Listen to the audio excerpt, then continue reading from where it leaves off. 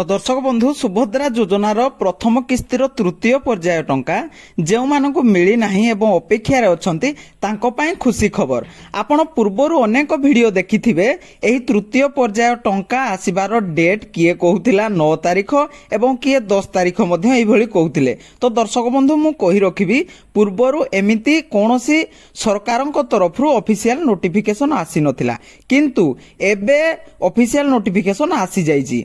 आपण माने देखि पारुथिबे जे आपण मानंकु एबे केते तारिख रे सुभद्रार तृतीय पर्याय टंका मिलिबा को जाउची ताहार तारिख घोषणा करा जाईची एवं केउ मानंकु टंका मिलिबो से नै मध्य बड़ सूचना आसी जाईची।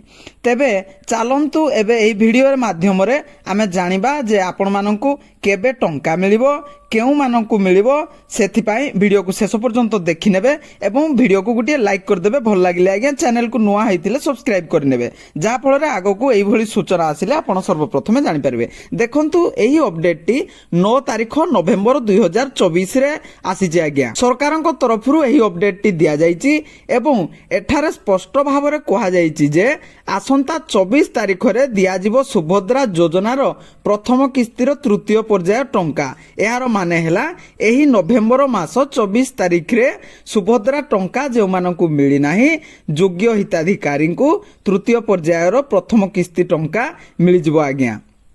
जेमिति पूर्वरु सेप्टेम्बर 17 तारिख रे प्रथम पर्याय रे 25 लाख मां मानकु मिलिथिला, तो सेही भली पुणी अक्टोबर 9 तारिख रे मध्य प्रथम किस्तिर द्वितीय पर्याय रे 35 लाख महिला को सुभद्रा योजनार टंका दिया गला। सेही भली ए पर्यंत टोटाल दुईटा पर्याय रे 60 लाख महिला को सुभद्रा टंका पठेई दिया सारिछि बा सेमाने पाई सारिछंती एवं एबे मध्य 40 लाख रु अधिक महिला सुभद्रा टंका पाइबारु वंचित अछंती एवं सेमाने पाई नांती अपेक्षा रे अछंती। तेनु एही 24 तारिख रे पुणी मिलिबा को जाउछि तृतीय पर्यायर टंका।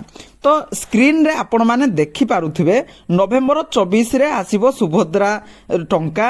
ए नै सूचना दैछंती उपमुख्यमंत्री प्रभाती परिडा। सुंदरगढ़ रे आयोजित कार्यक्रम रे एहार आरंभ कराजिबो एवं केंद्र मंत्री मध्य एही कार्यक्रम रे जोग देवार सूचना रहिछि आज्ञा। एहार आपण स्पष्ट भाव रे देखि पारुथिबे जे आपण जानि गले एही नवेम्बर मास 24 तारिख रे सुभद्रार प्रथम किस्तिर तृतीय पर्याय टंका मिलिबो आज्ञा एवं एहा सुंदरगढ़ रे एक आयोजित कार्यक्रम रे डीबीटी माध्यम रे उपमुख्यमंत्री सीधा सड़क आपणको अकाउंट को पठेबे एवं एही कार्यक्रम रे केंद्र मंत्री मध्य आसीबार जोग देवार सूचना रहिछि एवं केते लोकंकु मिलिबो ताहा मध्य दर्शा जाईछि। तो देखंतु दर्शक बंधु एही पर्याय रे 20 लाख हिताधिकारी को टंका मिलिबो एवं सेमानक अकाउंट को सीधा सड़क टंका जिवो। किछि हिताधिकारी को डॉक्यूमेंट समस्या थिबारु सेमानक अकाउंट को टंका जिबा विलंब होइथिला। तो दर्शक बंधु एही 24 तारिख रे केवल 20 लाख महिला को टंका मिलिबो बा सुभद्रा योजनार प्रथम किस्तिर तृतीय पर्याय टंका केवल 20 लाख महिला को मिलिबो। टोटाल 1 कोटी मिलिबाकू अछि एवं सेमानक मध्यरु मिली सारिछि 60 लाख आउ एबे 20 लाख मिलिबो। पुणी आउ बाकी जो रहिले दर्शक बंधु सेमानकु पुणी डिसेंबर मास रे दिया जिवो बोली निजे उपमुख्यमंत्री कहिथिले आज्ञा। सरकार तरफरु घोषणा करा जायथिला जे समस्तंकु डिसेंबर सुधा प्रथम किस्ती टंका मिली जिवो। तो वीडियोटी जदि भल लागि दर्शक बंधु गुटे लाइक कर देबे एवं अन्य मानक पाखरे पहुंचिया पई शेयर करंतु। एई भली इन्फॉर्मेशन पाई आपण सर्वप्रथमे जानिया पई चैनल टी को सब्सक्राइब कर नियंतु। जय जगन्नाथ।